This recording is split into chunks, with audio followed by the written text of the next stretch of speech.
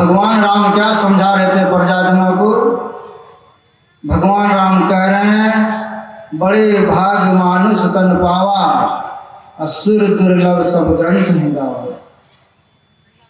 कहा मनुष्य का शरीर बड़ा भाग्य से मिलता है और देवताओं को दुर्लभ है। तो मनुष्य का शरीर बड़ा भाग्य से मिला है और देवताओं को दुर्लभ है। यह देव दुर्लभ शरीर से करना क्या चाहिए?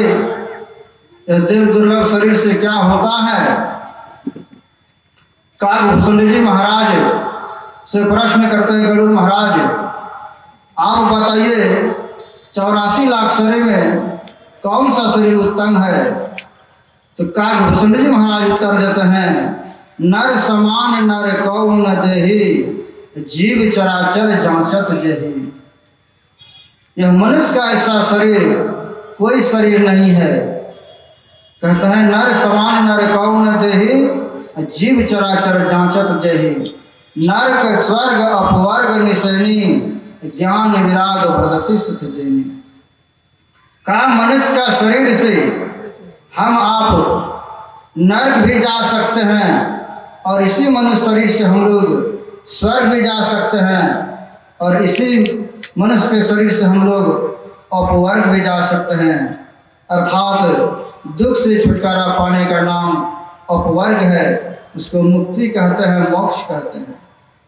तो हम लोग किस दुख में पड़े हैं? तो गुरु महाराज ने कहा, आवागमन सम दुख दूजा, है नहीं जग में कोई, इसके निवारण के लिए प्रभु भक्ति करनी चाहिए। हम लोग संसार में आए हैं और संसार से चले जाएंगे, का यही सबसे बड़ा दुख है। इसी दुख के निवारण के लिए कहता है प्रभु की भक्ति करनी चाहिए। संत साई श्री महाराज कहते हैं, यह भक्ति होगा कब? तो जब तक यह तन है सबल, बुद्धि देती साथ, तब तक ही गुरु भक्ति का अवसर जानो हाथ। ये मत जानो रे मना, ऐसे ही सब दिन जाए, जन्म मरण दुख याद करी, शाही भक्ति कमाए। कहते हैं मनुष्य शरीर में जब तक शरीर में शक्ति है तभी तक आपका बुद्धि दिमाग भी काम कर सकती है, और जब तक बुद्धि दिमाग कर रही है तभी तक हम आप भक्ति भी कर सकते हैं। ये मत समझो कि सब दिन इसी तरह का बीतता जाएगा, ये मत जानो रे मना, ऐसे ही सब दिन जाए। तो करें क्या? जन्म मरण दुख याद करिए। जन्म और मरण का जो दुख है उसको याद करके कहते हैं शाही भक्ति कमाए। जब तक भक्ति नहीं कमाएंगे कोई उपाय नहीं है। ये मनुष्य शरीर की विशेषता है। मनुष्य शरीर पा करके हम लोग विषय में गंवाते हैं। अभी सुन रहे थे, ये विषय पान करने के लिए नहीं मनुष्य शरीर मिला है, या परमात्मा की भक्ति करने के लिए मिला है। साधन धाम मोक्ष कर द्वारा, इसमें मोक्ष का दरवाजा है, अर्थात दुख से छुटकारा पाने का दरवाजा है। यह शरीर साधन का घर है, यह सुख के द्वार पर पहुंचने का घर है, और इस घर का ताला लगा करके परमात्मा ने संत सदगुरु के पास चाबी दे दिए हैं। इसलिए उनके पास जाइए और उनसे इस चाबी को लीजिए और इस फाटक को खोलिए, आवागमन के दुख के छुटकारा पाने के उस युक्ति को लेकर के जब आप उस परम पिता परमात्मा के धाम में पहुंच जाएंगे तब आपको सुख होगा।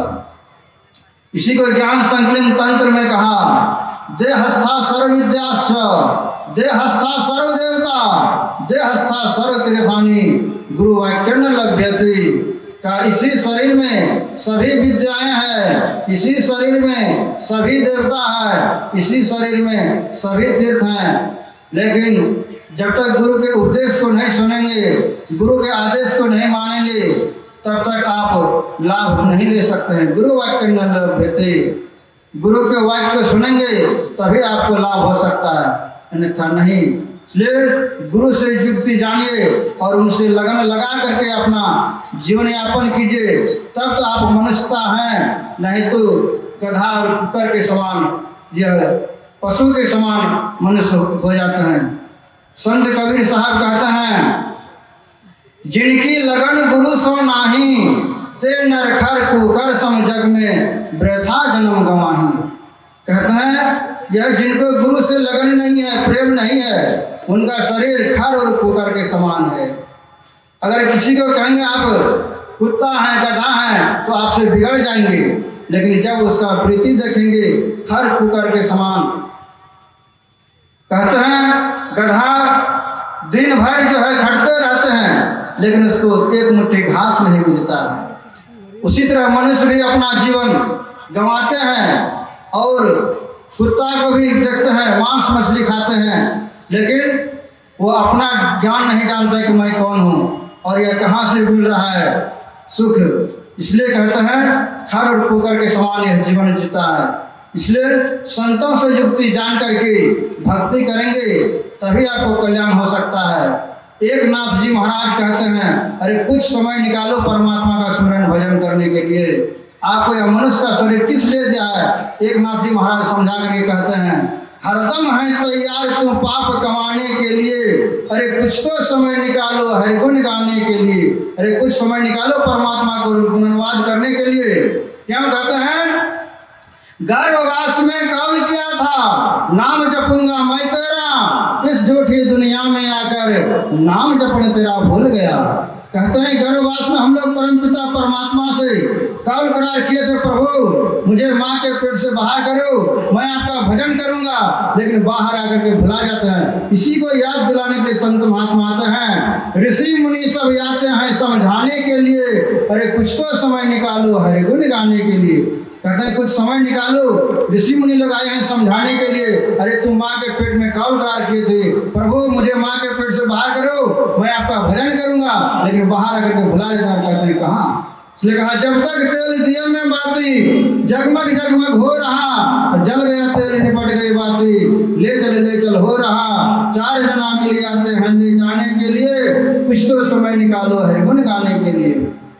कहते कहते अंत समय कह दिए, इस क्षणभंगुर जीवन में तू भजले प्रभु का नाम रे, नाथ कहे नर्तन मिला है किस लिए? तो प्रभु पाने के लिए कुछ तो समय निकालो हरि गुण गाने के लिए। तो आप लोगों की सेवा में समय अनुसार बोला, बोलिए प्रेम से श्री सद्गुरु महाराज की जय।